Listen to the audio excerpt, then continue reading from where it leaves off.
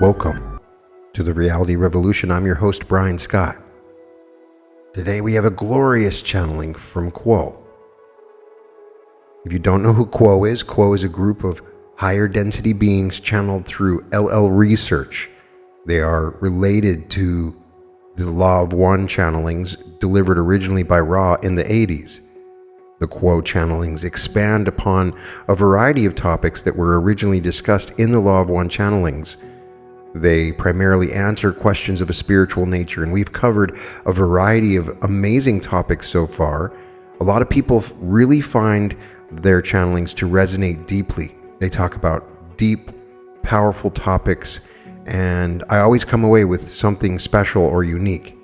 In particular, these channelings will address the balancing exercise originally discussed in the Law of One material to get further clarification of how to perform this exercise on a regular basis, plus the idea of sleepless nights of pain and love and light as two sides of the same coin. We begin with a channeling delivered on June 23rd, 2022. Jim channeling begins, I am Quo, and am with this instrument at this time. We are most honored, as always, to be invited to your group to share the philosophy of the Confederation of Planets in the service of the Infinite Creator with each of you and with all those who may hear or read these words that we speak through each instrument today. We are honored to be able to utilize each instrument, for we realize it is a great deal of work and self-sacrifice that each instrument engages on a regular basis in order to maintain the ability to receive the thoughts, words, and images that we give each. As always, we ask those who will read these words or who will hear them to be diligent in their own discrimination to determine for themselves which of these words may have a meaning for you at this time. For we know that not all words will hit home, shall we say. Leave behind those which do not find a home within your heart. In this way, we may speak without restrictions and share that which we have to share freely. At this time, we would ask if there is a query with which we may begin. I have a question about performing the balancing exercises, but first a quote. In number 5.2, Ra says, to begin to master the concept of mental discipline, it is necessary to examine the self. The polarity of your dimension must be internalized. Where you find patience within your mind, you must consciously find the corresponding impatience and vice versa. Each thought that a being has in its turn an antithesis. The disciplines of the mind involve, first of all, identifying both those things of which you approve and those things of which you disapprove within yourself, and then balancing each and every positive and negative charge with its equal. The mind contains all things, therefore you must discover the completeness within yourself. So my question, Quo, is, could you give us a detailed instruction on precisely how to perform the balancing exercises alluded to by Ra in this quote? I am Quo, and am aware of your query, my brother.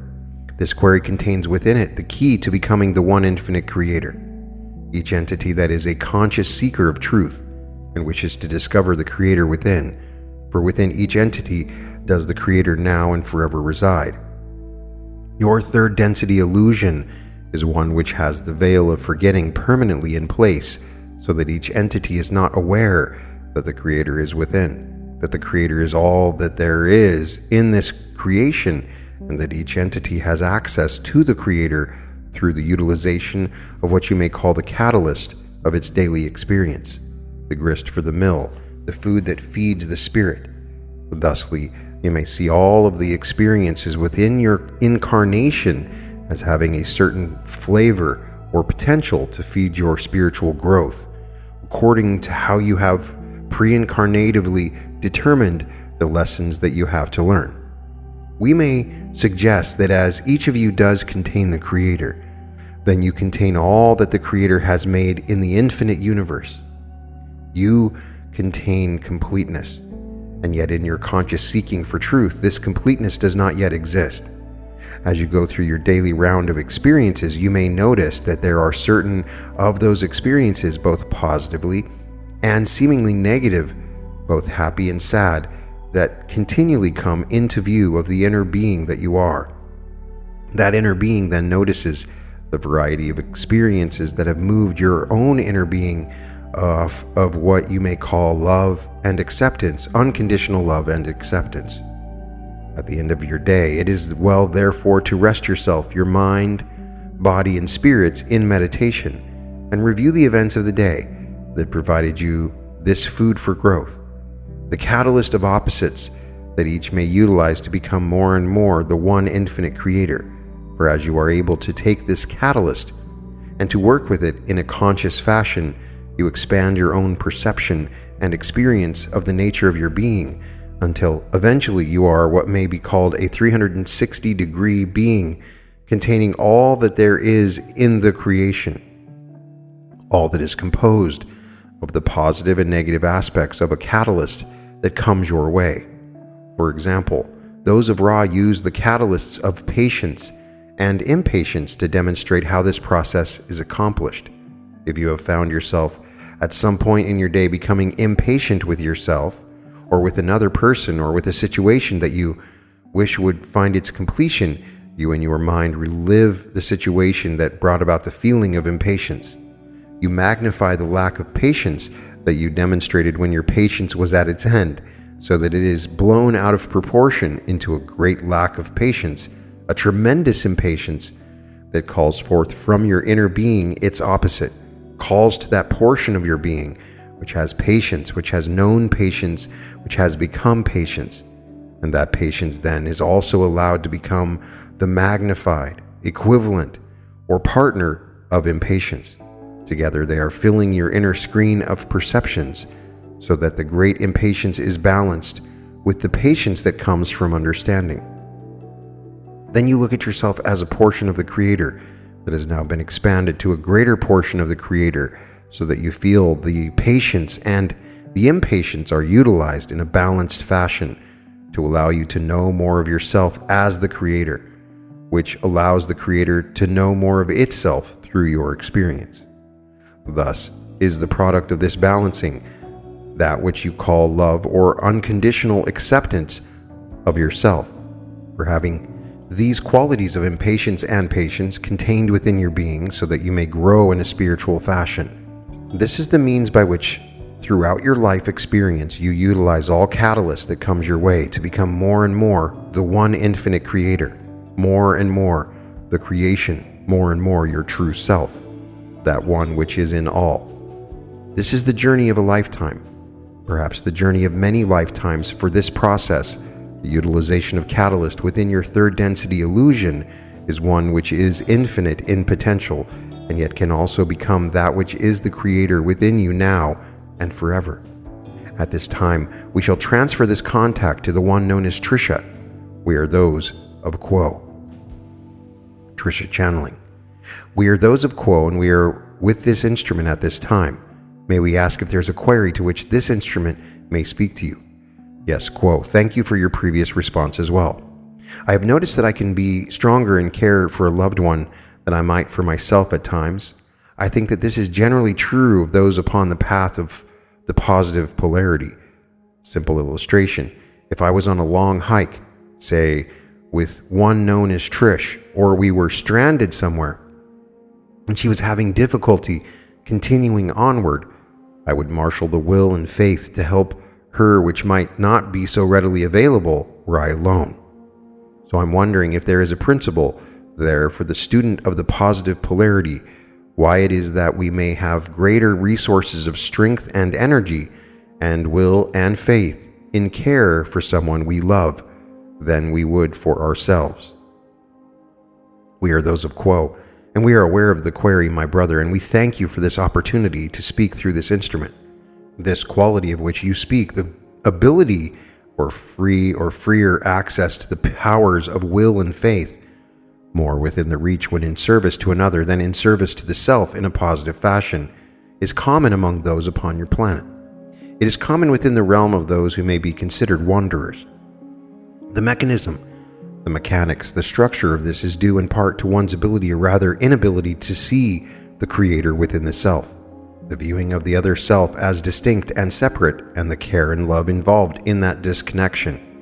We use the word disconnection here without connotation, simply to denote the idea that self and other self are separate, when in reality, when at the core, self and other self are one. There is a tendency to view these boundaries between the soul of self and the soul of other self, especially in regards to moments wherein well-being or welfare are at stake, can become more pronounced. Many upon this plane view love as being a one-way flow of energy at times. That care for other self, i.e. love flowing out from self to other self, is of greater importance than love generated within and for the self. By and large, that dynamic can be what you may call unconscious to many who experience it. Take for instance the parent who tends to a scared child and then is unable to practice that same patience and care for the self. It is an honorable service to the other self to gather one's strength, put forth a brave face, so to speak, and to hold the self in a warm, tight embrace, showering the other self with words of encouragement or phrases for comfort. We do not speak to negate the pure service in those actions. We highlight only that the self is inherently as deserving of that same care from the self, the gentle touch, the warm embrace, the patience, and the attempt of understanding. Speaking through the lens of experience for this instrument, we also feel the need to note that part of internal wiring or pre-incarnational choice would be to create obstacles per se for the self that would translate into a seeming need for affirmation outside the self, tending in care from another self what you may call a lack of confidence in the ability of the self or of the illusion in general. Then the self thus craves that affirmation from outside the self, from outside the four walls of what you may consider your illusion. And this framework, though perhaps unconscious or buried deep enough to be unseen, is in fact part of the journey for growth of the self. The opportunity to remind the self that the affirmation and support it receives from outside self is in all actuality from the self, perhaps just a few degrees removed. To put this simply, the biggest factor that we see when communicating to this rather through this instrument about this particular subject, the largest factor for the creation of this discrepancy would be the separation, that is, identity, the statement of I am me and you are you. And though the acts may be done one unto another with pure love and along the path of service to the other, it is still the act of separation when self cannot provide the same loving gesture to itself. To the many who experience this separation, we would simply remind you of how perfectly imperfect you are, how deserving and worthy you are, how that strength and that fire that you feel increase in service to another who is struggling, you can tap into for yourself. What is required is trust in the worth of the self, the knowledge of the self as creator, as other self, as all elements of the circumstance, as everything. Purposeful and intentional work in the acknowledgement of self as all, as one, with another self and the creator simultaneously, is a most potent vehicle towards extending that care for self, of tapping into that will and faith that inherently exist within. There is bountiful supply of will and faith and security within each fragment of this creation. It is but the illusion and the lessons we set forth for ourselves that act as blinders, that act as distractions from that supply. We forget, and when we forget, we allow for the blockage to exist. So, dear self, when in these moments of feeling unable to tap into one's own personal well of faith and determination, we ask that you simply be gentle with yourself. View the self as other self through the eyes of a mother. Acknowledge and hold your fear or discomfort or uncertainty. Allow it to exist within you, and also remind yourself that anything and everything is possible within and without the self, rather through the self because of the self. As it has been said by friends of ours in the Confederation, give yourself and the illusion its due time, and you will see the perfection and the drive and the structure, or lack thereof, that allows the self to grow, to open the heart more fully to everything around, and most importantly, to that which we identify as self. Allow yourself to release those boundaries, release that judgment, release that fear, and approach the soul within with the open, warm embrace you could afford to any of your other selves. Sow that love of self within self. Water and tend to it lovingly, and with time the love of that self will fully bloom and flower, and the self will begin to see that those rain clouds that cause such a disturbance to will and faith were necessary so that you may now grow into the beautiful, perfectly imperfect self you were before, but more vividly brilliant version that sparkles in the sun. At this time, we will take our leave of this instrument and transfer our contact to the one known as Kathy. We are immensely appreciative of this circle and of the intentional service each in the circle undertakes. We are those of Quo. Kathy channeling. Quo. We are those of Quo, and we are now with this instrument. Is there a query to which we may respond at this time? Gary. Yes, Quo, and thank you for the eloquent reply through the previous instrument. Life on planet Earth is difficult to make an understatement, and we seem to just be inundated with increasingly intense catalysts on a personal level, on a collective level, on a global level, and it is easy to find oneself in the sleepless night, caught in self-feeding loops of anxiety and pressure, doubt, confusion, and pain. To speak to my own experience, when I find myself in these places, I employ various strategies. I try to activate faith. I try to surrender. I try to practice acceptance, etc. These various strategies can serve as a raft in the ocean for a moment. I have something to hold on to. I have some reprieve. I am afloat. But inevitably, in these spaces, the next big wave comes and washes over me, and my raft and I go tumbling and get consumed by these energies, and the light of day is lost. So I'm wondering, Quo, knowing that I'm definitely not alone in that experience, if you have any advice for these times, when the energy lowers, when one is probably more vulnerable to psychic reading in terms of how to restabilize the mind, how to help pull back and witness these energies within the self, to bring them into the heart and to find some measure of peace in the storm. Thank you, Quo. Quo. We understand your query, my brother. It is one that touches the heart indeed of every self. For in your query, there's the story of the third density experience, one of choice, one of growth, one of upward progress, spiraling upward ever toward the Creator through the cycles of life. The third density experience of which you speak using many metaphors appropriately to feelings. Such experiences of being tossed upon a sea holding on to a raft, looking for the peace in the storm, holding on to faith and hope, and beyond hope, these experiences are felt by so many on your planet, by yourself, by all other selves, that you know to varying degrees to be sure. It is not a constant storm. There may be lulls, there may be moments, stretches of time in which a self may be finding itself, struggling to hold on, to find a moment of reprieve, relief, only to find that perhaps very soon after, another challenge or catalyst may come, just as unsettling, or more so or less so.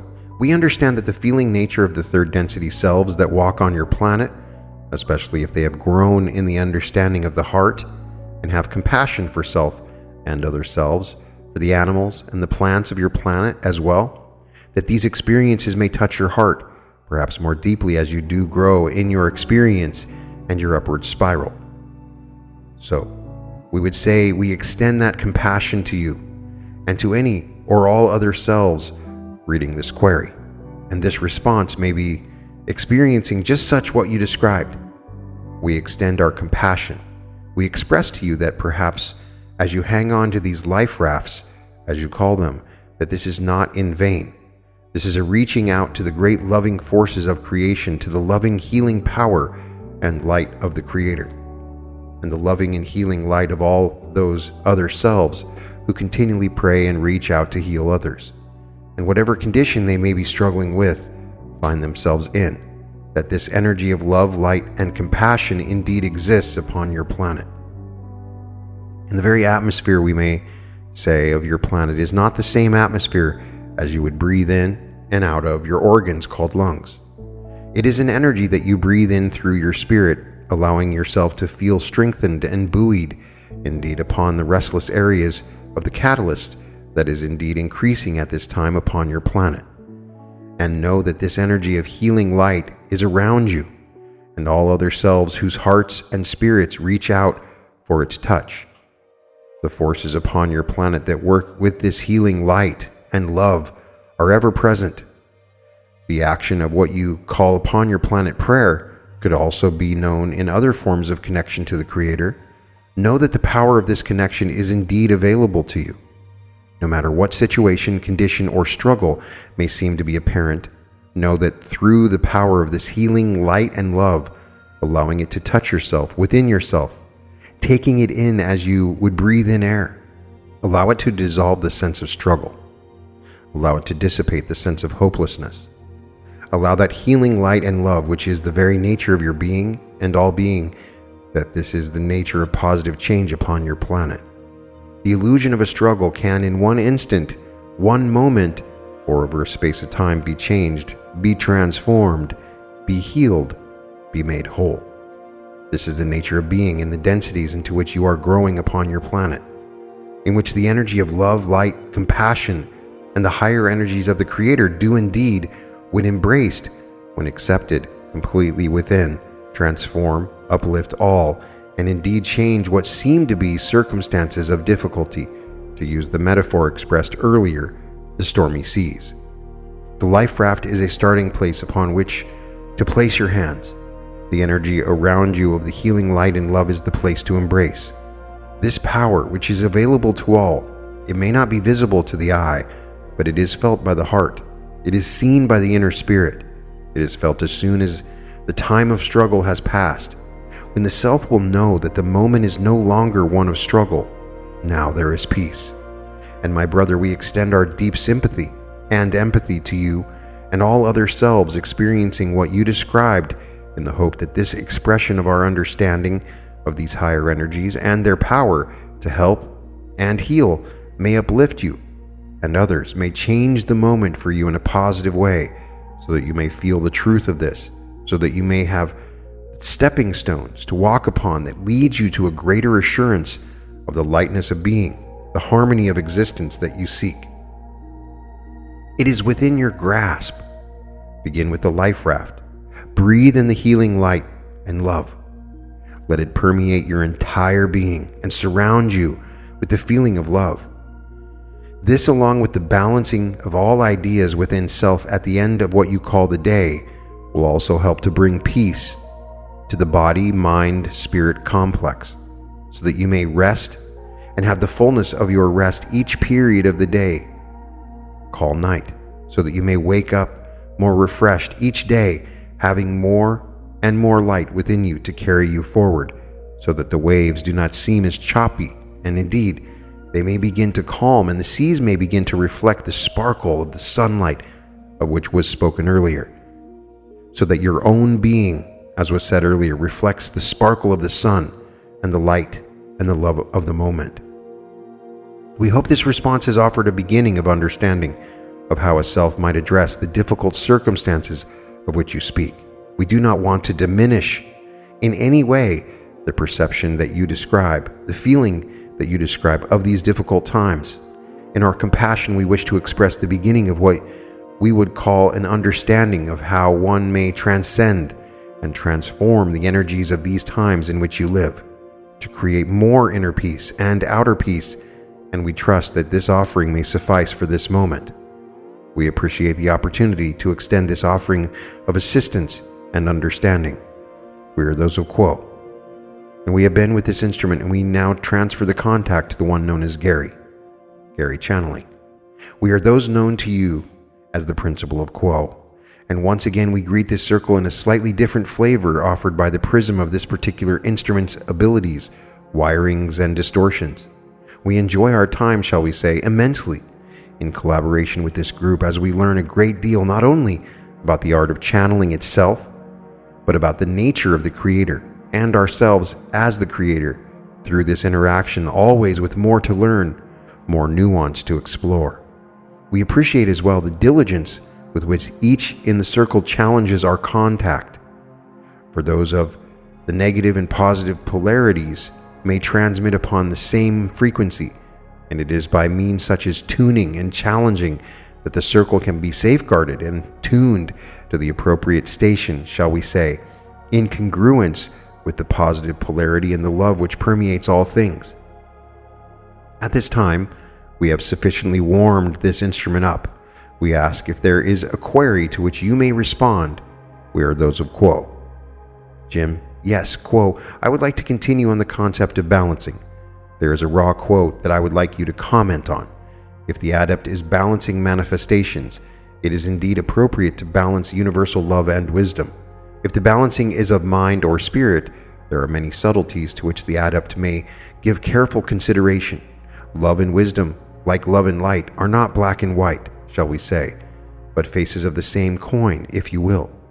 Therefore, it is not in all cases that balancing consists of a movement from compassion to wisdom.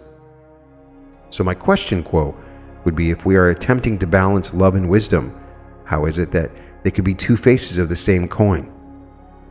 We are those of Quo, and we appreciate this well-articulated and thoughtful question about the manifestations and the nature of love and light within the creation, and the inextricable relationship between the two. As has been said, love and light are indeed two sides of the same coin. When considering this metaphor, one can contemplate the not totally separate nature of these two primal distortions of the law of one, of the infinite one being. One cannot have only one side of the coin, for each coin necessarily is composed of two sides. One can certainly ignore the opposite side, focusing and emphasizing only one side, but for the student seeking balance, it is that both sides of love and light must be examined, for each is always at play, even if in imbalance one side is, shall we say, dominant, while the other is more active and manifested. To understand the ever-living, fluid, and non-static balance between these two forces is to integrate within the being more and more of the whole and original creation underneath, the miasma of illusion, disguise, and distortion. Love and light are primal, fundamental, the first, so to speak, differentiations from that which was undifferentiated before the advent of the distortion of free will. Upon the emergence of that initial spark, which is beyond your concepts and understanding, but which you might understand as a form of self-awareness in the form of the first primal distortion of free will, there arose a focus, a vastly intelligent, unblinking, and alive focus that, using this primal operation of free will, began to tap infinity in order to begin its contemplation of its manner of exploration, its universe. Considering the name of that vibration known to you as love, we would commend to the attention of the seeker, for while there are worthwhile distinctions in your understanding regarding love as the second primal distortion, and the love of the heart center, that they share a name in terms of the best we can make on your English language, is no accident. Among those meaningful semantic illuminations includes the all-embrace, the all-inclusiveness of that second primal distortion, which is the focus of love. Within that focus, nothing, and we repeat, nothing is aboard. Nothing at this stage of the creation is unintegrated. Everything, all things insofar as there can be said to be things, are the self, are one.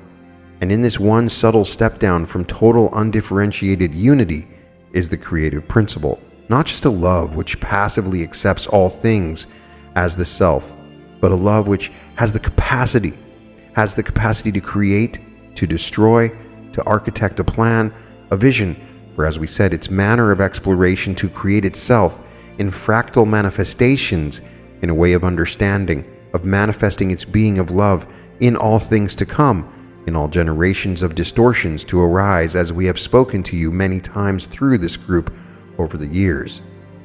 Love is in and is all things, as all things are at once this great focus, this great creative principle, and the product of this great focus. And where love seems lacking, it is not that a space within creation has been made where the second primal distortion of love is not present, but rather the great primal energy of love has been distorted, so as to create the illusion that there is something other than love. But our point being that those derivative, distorted energies, you may call them hatred or fear or desire to control in the negative sense, are a twisting of that original energy, such that with progress upon the path of self-realization and in the ways of healing, the energy becomes untwisted, undistorted, and made transparent, so as to reveal the Logos, which was already and always there, the Logos of which we all are offspring, and simultaneously in the essence of our being are. But to return to the two faces of the coin, the Logos alone, shall we say, needs a body. You might say, for the Logos at the level of the second primal distortion is unmanifest from your perspective. In order to manifest that plan which it has conceived for its exploration and journey, the free will principle of the Logos carries forth into a begetting of light, which on your experiential level you liken to and synonymize with wisdom. Light itself is, so to speak, a notch down from that Logos and principle, which is itself a notch down from the spark of awareness, which is itself that first slight but profound tweak of intelligent infinity. Each step, shall we say, is imbued with free will, with a sacred purpose to go forth into exploration, with a saturation of innate intelligence that is beyond your present levels of comprehension, but which is that from which your own intelligence derives.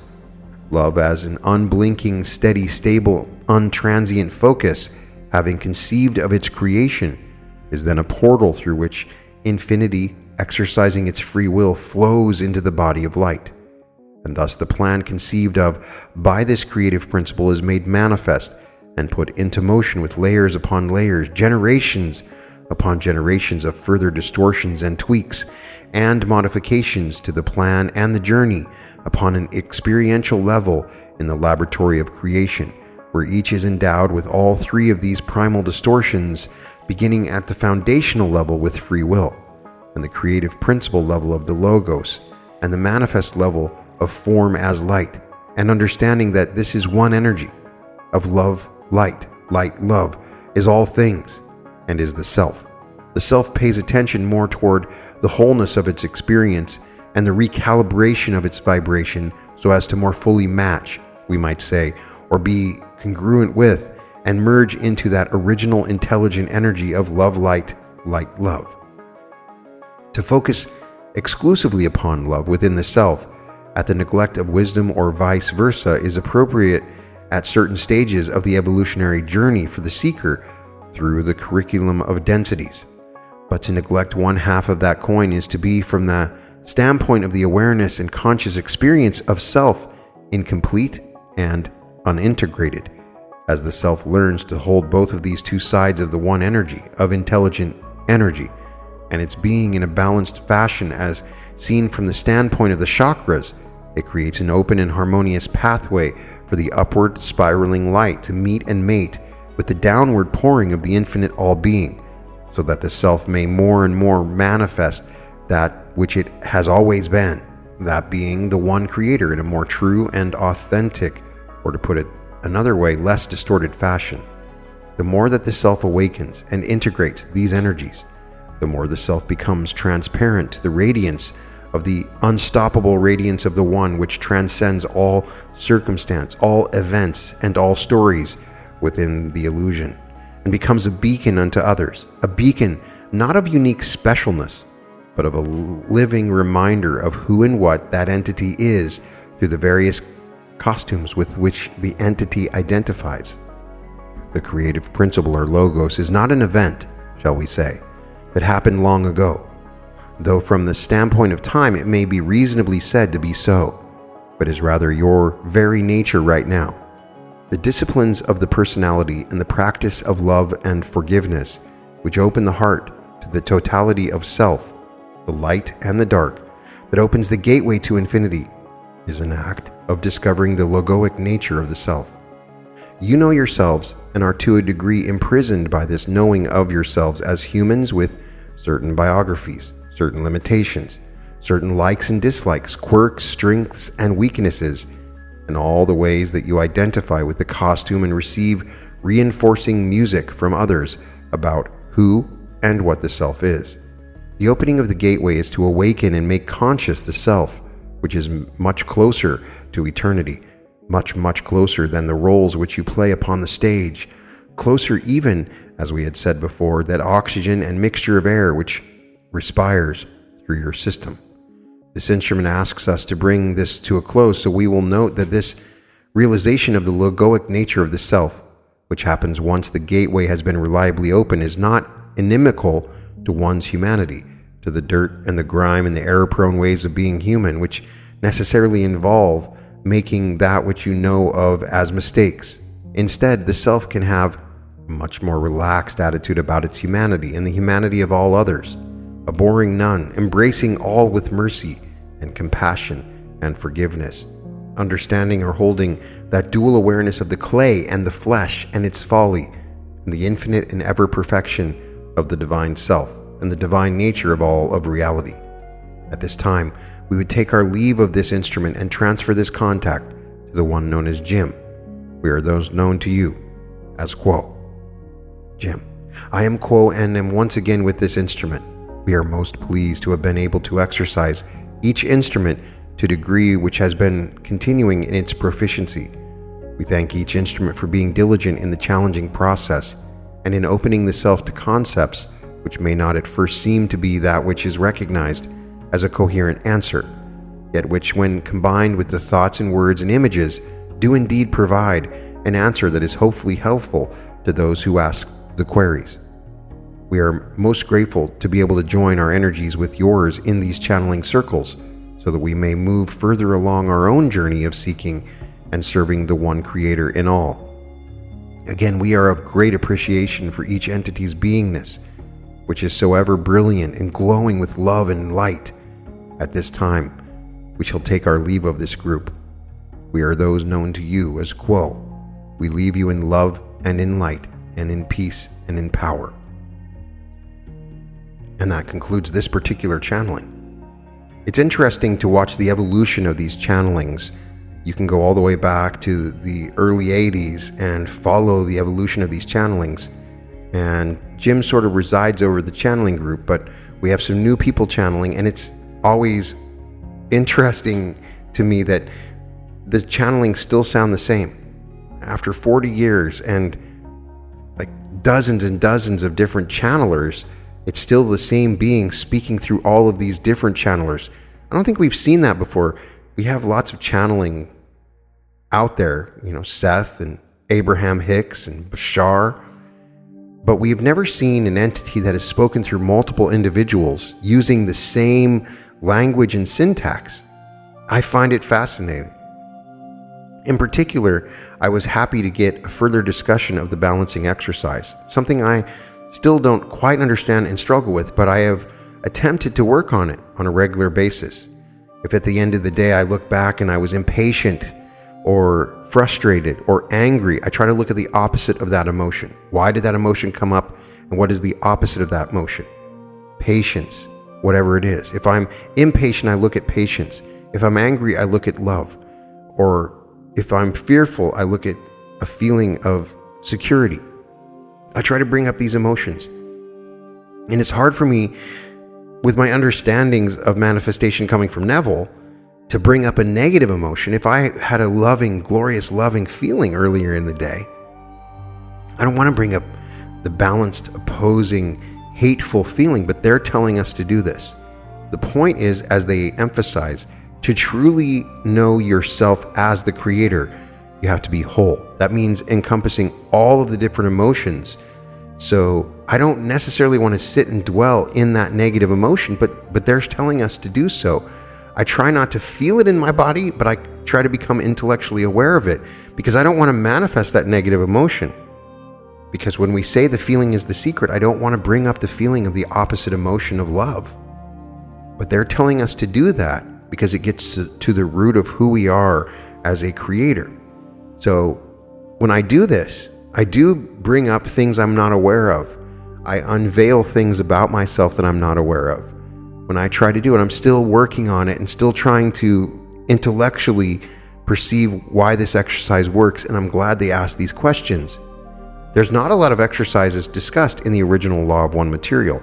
This is one of the only ones, so it has a greater importance because they didn't give a lot of techniques in that material. So it does remind me of the idea of bringing up the shadow side, understanding why you have those emotions, and then letting them go. It is an intellectual exercise for me at this point, and I need to work on it further. And if I was to ask Quo, I would talk about, should I bring these feelings into my body? If I was loving earlier, should I be angry in my body to bring the balance to that emotion? It's a question that I would love to have an answer for, and I'm reaching out to people listening. Put it in the comments of what you think Ra is saying about the balancing exercise. Do I need to bring up the negative emotions that are opposite of the amazing positive emotions I have on a regular basis?